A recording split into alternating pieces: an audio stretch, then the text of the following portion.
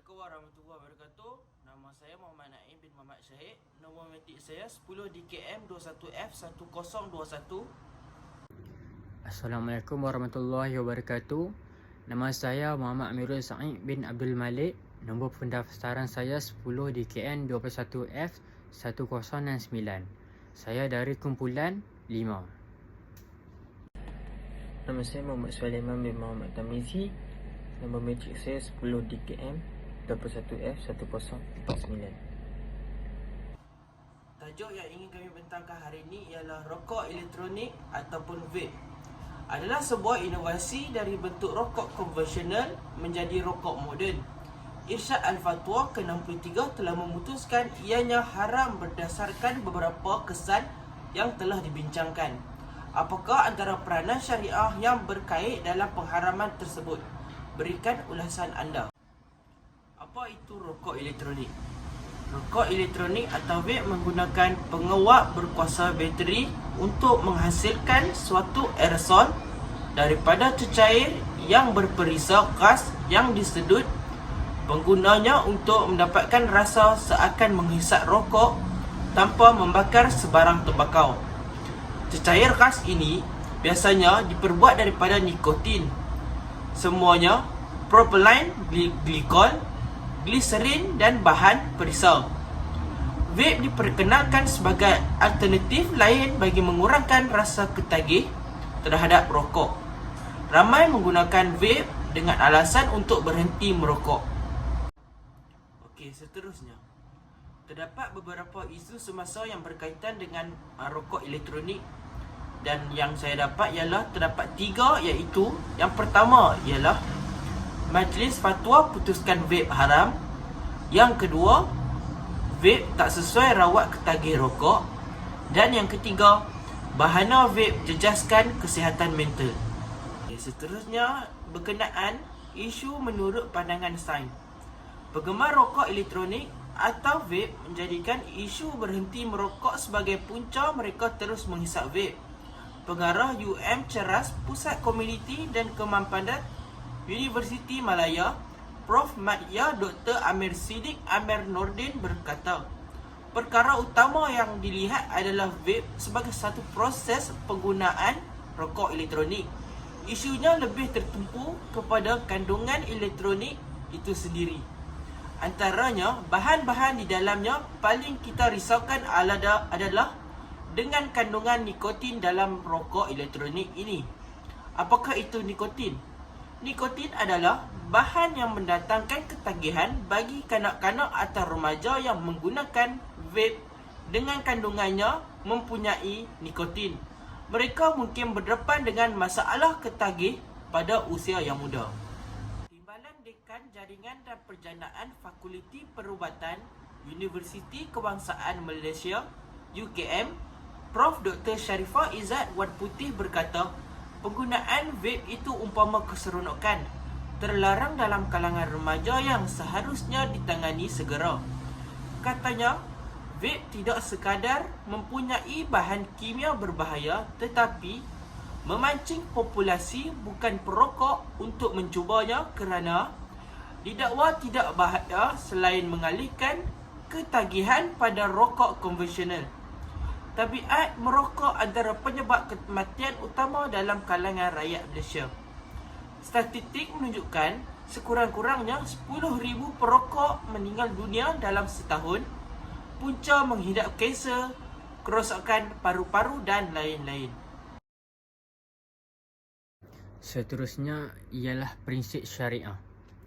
Muzakarah khas Jawatan Kuasa Fatwa Majlis Kebangsaan bagi Hal Ehwal Agama Islam Malaysia 3/2015 yang bersidang pada 21 Disember 2015 di Hotel Sama-Sama KLIA Sepang, Selangor, Darul Ehsan telah membincangkan hukum rokok elektronik dan vape. Muzakarah telah membuat keputusan seperti berikut. Dari segi perspektif syarak, hukum pengharaman memakan atau meminum atau mengambil bahan-bahan yang memudaratkan disebut oleh ulama daripada keempat-empat mazhab iaitu Hanafi, Maliki, Syafi'i dan Hambali dalam kitab-kitab mereka. Mereka menyatakan bahawa bahan-bahan yang memudaratkan tubuh badan haram dimakan, diminum atau diambil sekalipun ianya suci seperti racun, tanah, kaca dan seumpamanya. Salah satu dalil umum dalam pengharaman penggunaan rokok elektronik dan vape ini ialah pembuatan tersebut memudaratkan tubuh. Syariat Islam melarang pembuatan dan tindakan yang membawa kepada kebinasaan dan memudaratkan diri. Sebagaimana firman Allah SWT dalam surah Al-Baqarah ayat 195, dan janganlah kamu sengaja mencampakkan diri kamu ke dalam bahaya kebinasaan. Di dalam hadis pula, hadis Nabi Muhammad SAW, tidak boleh memudaratkan diri sendiri dan memberi kemudaratan kepada orang lain.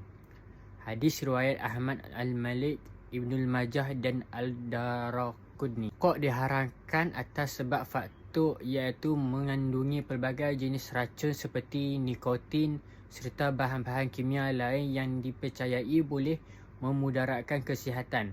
Pelbagai jenis penyakit dikenal pasti yang dikaitkan dengan tabiat merokok seperti penyakit jantung, barah, stroke, katarak, kanser mulut dan sebagainya. Tambahan pula, kebanyakan daripada penyakit ini boleh membawa maut. Dalam kaedah fiqh telah disebutkan, maksudnya tidak boleh memudaratkan diri sendiri dan tidak boleh memudaratkan orang lain. Seterusnya ialah implikasi sekiranya isu tersebut diabaikan. Antara keburukan vape pada ibu mengandung ialah mampu mengakibatkan kelahiran bayi pramatang. Menurut Center of Disease Control dan Prevention CDC, apabila bayi dilahirkan dalam keadaan pramatang, bayi tersebut boleh mengalami pelbagai masalah kesihatan, komplikasi dan juga kecacatan yang boleh mengundang kepada kematian bayi. Kecacatan janin. Wanita yang terdedah pada asap vape atau yang menghisap vape boleh menyebabkan kandungan mengalami kecacatan. Antara kecacatan janin yang boleh terjadi adalah seperti masalah jantung berlubang dan masalah struktur jantung. Kesimpulannya, berdasarkan dapatan keseluruhan kajian mengenai vape atau rokok elektronik ini, diputuskan ketetapan hukum seperti berikut. Hukum menghisap vape adalah haram. Tabiat menghisap vape pada siang hari dalam bulan Ramadan boleh membatalkan puasa kerana dianggap menyedut sesuatu ke dalam rongga terbuka. Hukum menghisap vape ini dapat disamakan dengan rokok kerana terdapat elemen membahayakan kesihatan. Secara zahirnya, tabiat menghisap vape tidak boleh disamakan dengan tembakau kerana melihat daripada sudut perbezaan bahan kandungan. Namun terdapat persamaan dari sudut yang lain, iaitu menghisap sesuatu ke dalam rongga terbuka. Saranan ataupun cadangan penambahbaikan jika mahu berhenti merokok. Tetapkan tarikh berhenti. Pentingnya menetapkan tarikh untuk berhenti merokok ini adalah supaya anda dapat membina strategi untuk berhenti merokok. Namun, tarikh berhenti merokok anda haruslah jelas. Anda disarankan untuk melihat tarikh yang terdekat dan pastikan tarikh tersebut tidak dipenuhi dengan pelbagai urusan. Tuliskan tarikh ini pada kalender dan letakkan di tempat yang anda boleh lihat setiap hari. Pegang tarikh ini dan kerap ingatkan diri anda agar anda lebih bersedia. Yang kedua, sibukkan diri apabila kita dah berubah rutin harian kita. Hari kita boleh menjadi kosong tanpa rokok. Jadi untuk mengelakkan diri daripada rasa kosong tanpa rokok, anda disarankan untuk menyibukkan diri dengan melakukan perkara seperti mengemas rumah, menonton televisyen, memain video game dan pelbagai lagi. Yang ketiga, lakukan senaman.